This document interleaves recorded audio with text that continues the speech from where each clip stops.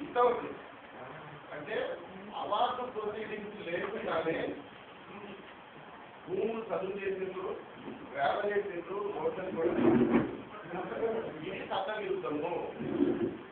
Award proceedings లేకుండా చేసే అధికారులు వీళ్ళకి ఎవరు ఇచ్చారని రైతాంగంలో పనిచేసిన కనిపిస్తుంది.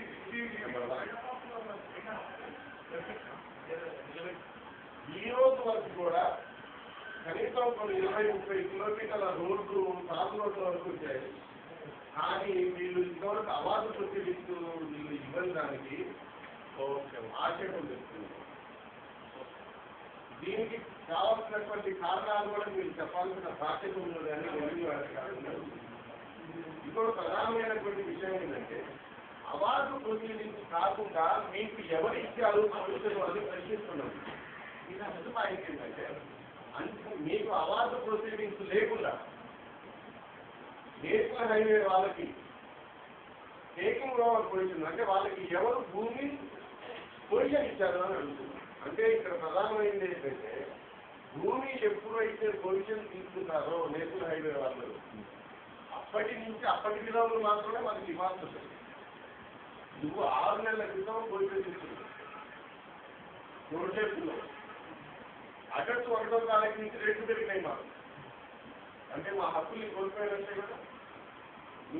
నువ్వు ఏ చట్టం ద్వారా నువ్వు అమలు చేస్తున్నప్పుడు ఆ చట్టంలో ఉన్నటువంటి గైడ్ లైన్స్ నువ్వు పాటించాల్సిన అవసరం ఉన్నప్పటికీ కూడా పాటించలేదు. స్థానిక విలువలు అంటే దానికి ప్రామాణికమైన ఎక్కడో స్థానిక విలువలు అంటే ఆర్డీఓలు చేసే పదేంటి, ఆర్డీఓలు కానీ తహసీల్దారులను ఎండ తీసుకొని పోయి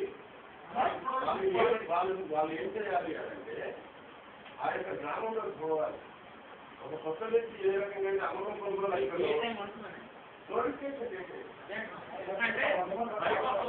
అంటే ఒక రేటు ఉంటుంది, హద్దులు అంటే ఒక రేటు ఉంటుంది, రోడ్ అయితే ఎక్కువ రేటు ఉంటుంది. అనే దానికి definition determination of the market value. Determination of the market value అంటే the asset would have to be expected to fetch the open market. అంటే ఓపెన్ మార్కెట్ అంటే స్థానిక విలువలకి దగ్గరగా ఉన్నటువంటి విలువలు మాత్రమే తీసుకోవాలి. అది తెలియదులా. దీని బదులు మీకేం చేస్తున్నారు, సబ్సిడీ వాల్యూ 3 సంవత్సరాలు 4 సబ్సిడీ వాల్యూ మాకు అవసరం లేదు. స్థానిక విలువల ప్రకారమే చెల్లించాలి.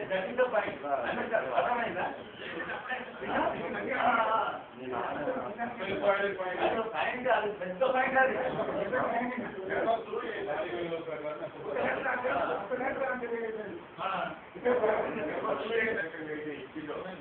అది సేకరించేది వ్యవసాయ భూమైనా సరే, ఇళ్ల జాగలైనా సరే, చెదలకు గజాల చొప్పునే నష్టపరిహారం చెల్లించాలి. Under section 3A1 లో నోటిఫికేషన్ లో ఏ రకంగా అయితే పేర్కొన్నావో ఆ రకంగానే నష్టపరిహారం.